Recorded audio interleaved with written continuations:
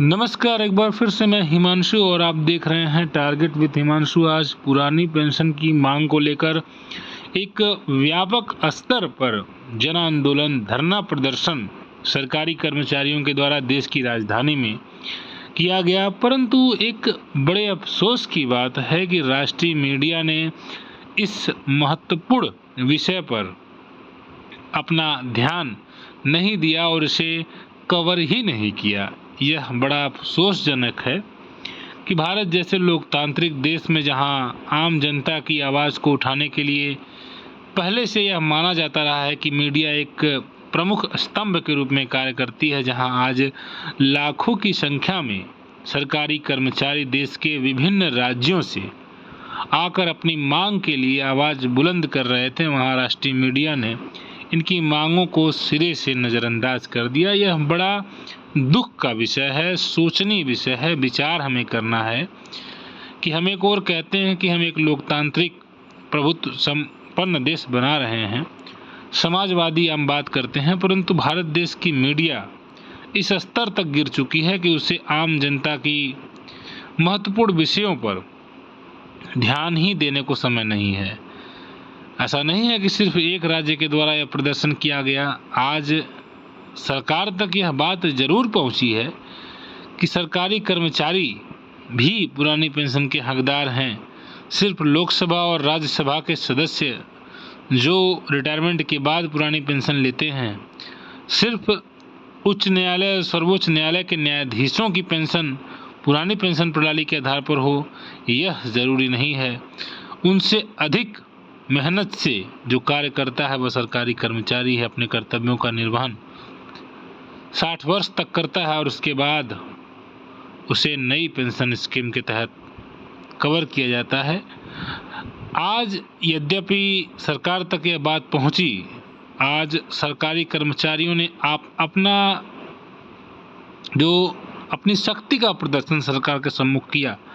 आने वाला समय लोकसभा चुनाव होने वाला है और सरकार निश्चित रूप से इस महत्वपूर्ण मुद्दे पर अपना ध्यान जरूर देना चाहेगी। अगर इस मामले पर कर्मचारी और अधिक एकजुट होकर इस एकता का प्रदर्शन करते हैं तो संभव है कि या तो वे स्वयं न्यू पेंशन ले लें या तो सभी को पुरानी पेंशन दे दें। क्योंकि एक और आप कहते हैं कि भारतीय संविधान समता का अधिकार देता है, समानता का अधिकार देता है, दूसरी ओर आप अपने लिए पुरानी पेंशन और कर्मचारियों के लिए नई पेंशन स्कीम का एक शेड्यूल बना देते हैं, जिसके तहत आप मेहनत करने वाले कर्मचारी को रिटायरमेंट के बाद जब उसको आपकी आवश्यकता होती है तो पुरानी पेंशन देते हैं। किसी का पेंशन 1500 बनता है, किसी का 2000 बनता है, किसी का 3000 बनता है। जो कर्मचारी 40,000 50,000 प्रति माह अपनी कमाई अर्निंग उसकी थी, वो अचानक में 3000 2000 हो जाती है। तो क्या यह खेद का विषय नहीं है कि इस प्रकार की चीज़ों को सरकार स्वयं बढ़ावा दे रही है? सरकार इस मामले में कोई विचार नहीं कर रही है। सरकार एक निश्चित गारंटी नहीं दे रही है कि कितना पेंशन उसको मिलेगा। ये सभी बड़े महत्वपूर्ण विषय है और आप अगर एक कर्मचारी हैं तो आपके लिए यह और अधिक महत्वपूर्ण है, क्योंकि आपका भविष्य इस प्रश्न से जुड़ा हुआ है कि आखिर क्यों पुरानी पेंशन स्कीम सरकार नहीं बहाल कर रही है। अगर पुरानी पेंशन स्कीम अच्छी है तो सभी के लिए बहाल होनी चाहिए और अगर बुरी है तो सभी के लिए बहाल होनी चाहिए, वो भी हटनी चाहिए। स्वयं सरकार, स्वयं संसद के प्रतिनिधि, स्वयं राज्य की विधानसभाओं के प्रतिनिधि, विधानमंडलों के प्रतिनिधि इस पुरानी पेंशन को लें और कर्मचारी नई पेंशन को लें, ये सही नहीं है, न्यायोचित नहीं है। फिलहाल आज के धरने से निष्कर्ष यह जरूर निकला है कि सरकार इस मामले पर यह जरूर एक बार विचार करेगी कि क्या पुरानी पेंशन के सहारे फिर से चुनाव में जाया जा सकता है, क्योंकि कर्मचारियों की संख्या बहुत है और कई राज्यों से प्रतिनिधि आज पहुंचे थे। ऐसा नहीं था कि सिर्फ किसी एक राज्य का प्रतिनिधित्व हो रहा था। हालांकि राष्ट्रीय मीडिया ने इसको कवर नहीं किया, परंतु यह सरकार भी जानती है और हर कोई जानता है, दूसरी पार्टियां भी जानती हैं कि इस मामले पर एक बड़ा महत्वपूर्ण मुद्दा 2024 के लोकसभा चुनाव में पुरानी पेंशन होने वाली है। फिलहाल पुरानी पेंशन बहाल हो, यही हम सभी की उम्मीद है। अब देखिए सरकार इस मामले में क्या निर्णय लेती है।